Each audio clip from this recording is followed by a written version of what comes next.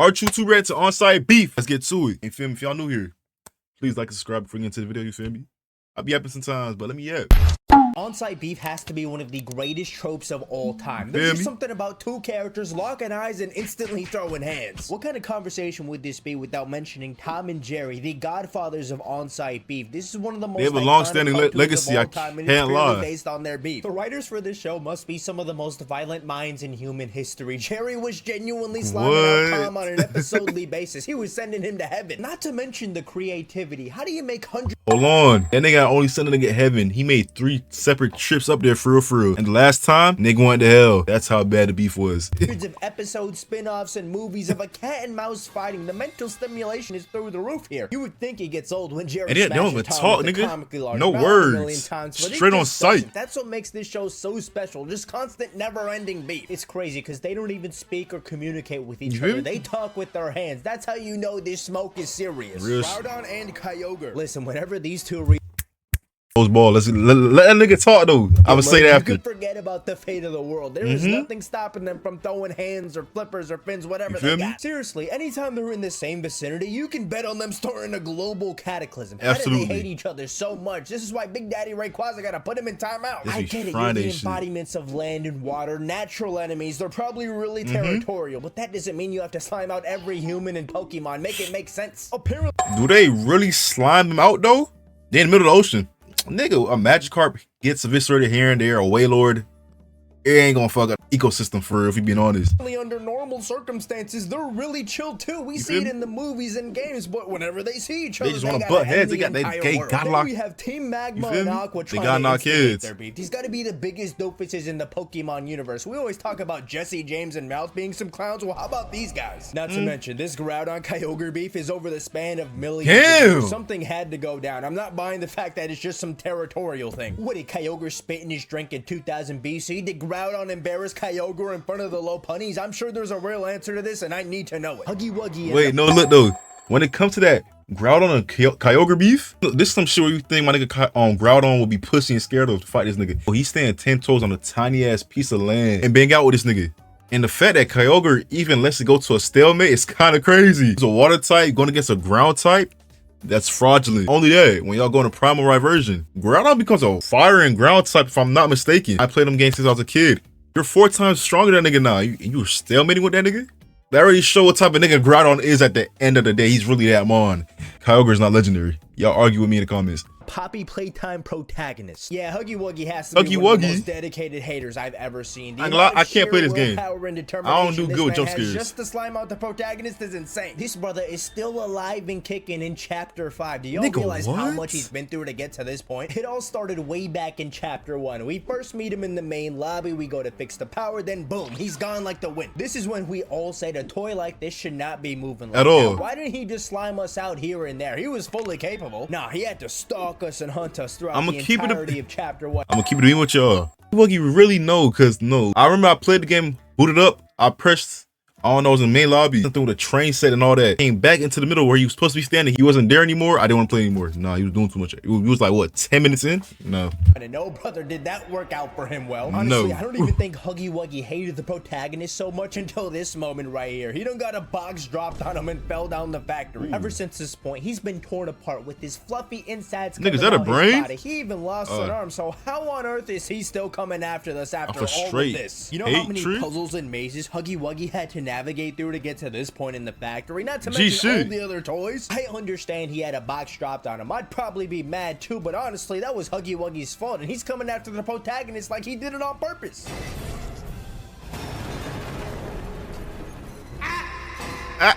You just know the beef is crazy when he was even popping up in the protagonist's nightmares. If he's and that nigga dreams, Chapter 6, I guarantee you he's still gonna be coming. Dragon Ball Z, Broly, and Goku. Imagine hating the man so much that the mere mentioning of his name makes you want to crash out. Broly was an absolute problem. I feel like the crazier the beef, the less justified they get. Like, what do you mean Broly is this angry at Goku because he was crying in the same nursery as a baby? How do you even remember? We have to talk about that.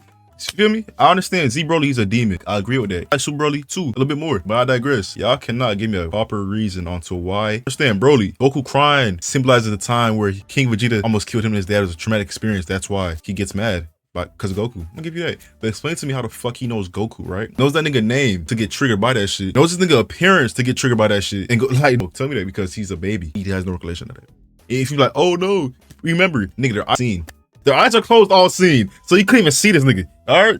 If you really think about it, this isn't really all that surprising. We're talking about a baby born with the power level of 10,000. He was bound to have something wrong in the head. Not to mention, Goku must have been the most annoying baby of all CT at a young time. age. You know how much crying you have to do to psychologically traumatize someone? Their planet got blown up, but this is what makes Broly most angry? Regardless, this is really more of a one-sided beef than on-site beef. If I had to have problems with one of these characters on this entire list of characters we're talking about, Broly would probably be last. When I saw this man doing jumpy jumps, having the time of his life, turning Goku into a Saiyan trampoline, I just knew it was personal. I just knew this hatred was so deeply rooted. It wasn't that serious, Broly. We haven't even talked about Dragon Ball Super Broly. He's not exactly as hateful or psychotic as Dragon Ball Z, but he's still wild. We all saw what he became when he flipped the switch. He was literally trying to fight anyone within his line of vision. Even Whis was about to catch them hands. Wait, Whis wasn't gonna be touched. It really doesn't matter which one we're talking about. If it's a conversation of beef, crashing out, being angry, a psycho, anything along those lines, he's probably gonna be there. Peter Griffin and the giant chicken. These two right here might embody the term on-site beef better than anyone else. That shit even hit Fortnite. Anyone that's seen Family Guy knows what I'm talking about. We almost never see these two speak any words to each other. It's not like Tom and Jerry where there isn't much speaking to begin with. No, when you hear the music and they lock eyes, you just know you're getting the most peak, uninterrupted 5-minute fight you ever seen.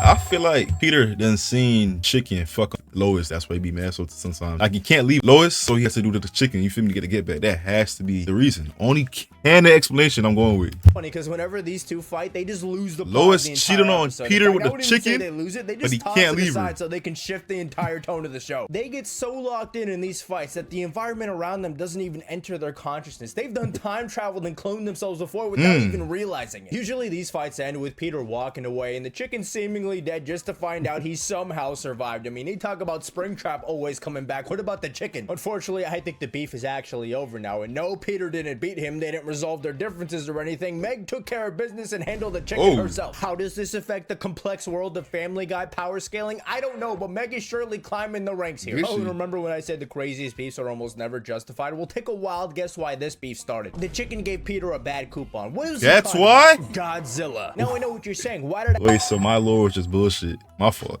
Subscribe.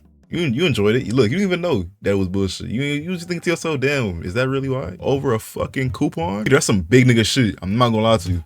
I just say Godzilla? This is supposed to be a list of on-site beef. To have beef, you need at least 2 individuals minimum. Well, unfortunately, when it comes to Godzilla, you really can't just pick someone he's beefing with, because he's literally beefing with everyone and everything. You could throw this big lizard in any universe, in any environment, and you can bet on him fighting the nigga beefing with Superman right now. I'm pretty sure. I'm not even exaggerating when I say he fights everything. You know how many Godzilla crossovers there is? This man's fought the Avengers, Justice League, Power Rangers, Romeo and Juliet, the Ninja Turtles, Call of Duty, Fortnite, PUBG. I played it. Bambi the deer caught a fate from Godzilla. What? I just scrolled this morning and saw Sonic spot to fight him. What? Apparently there's a comic coming out where he goes against the state of Texas. They're nigga, what? For him to catch a fade. He once fell to hell, and surprise, surprise, he got straight to work like he did against Charles Barkley. Does any of this surprise you at this point? We haven't even talked about his own personal movies. I don't think you'll understand how perfectly on-site beef describes Godzilla's relationship with all his enemies. There's King Ghidorah, Gigan, King Kong. It doesn't matter who it is. He does not discriminate. Krollo and Hisoka. Nigga got some back Air Force energy. Keep it a bean. Was it going to be Kurapika or Hisoka? But then I realized, what purpose does Hisoka have interacted with Krollo outside of beef? Kurapika at least has justified reasoning. He wants vengeance for his clan. That's why he wants to take out Krollo. And then there's Hisoka, who just wants to fight. At first, he was definitely trying to lay low and infiltrated the spiders to get more information and how he could fight Krollo. But as we see in the manga, once Krollo gets his Nen back, oh brother, that fight was planned almost immediately. But honestly, this on-site beef doesn't actually start until after their fight in the manga. That's when things get serious. Skip ahead if you don't want to be spoiled, but oh my goodness gracious, did Hisoka get absolutely washed. Krollo was out there using the fans as explosives. He done planned this fight from start to finish and absolutely executed it flawlessly. However, this would not be the end of Hisoka. This man pulled one of the craziest plot armor moves I ever seen and restarted his heart with bungee gum. Yeah, what the fuck? You telling me bungee gum that has the properties of rubber and bubble gum is restarting a nigga's heart?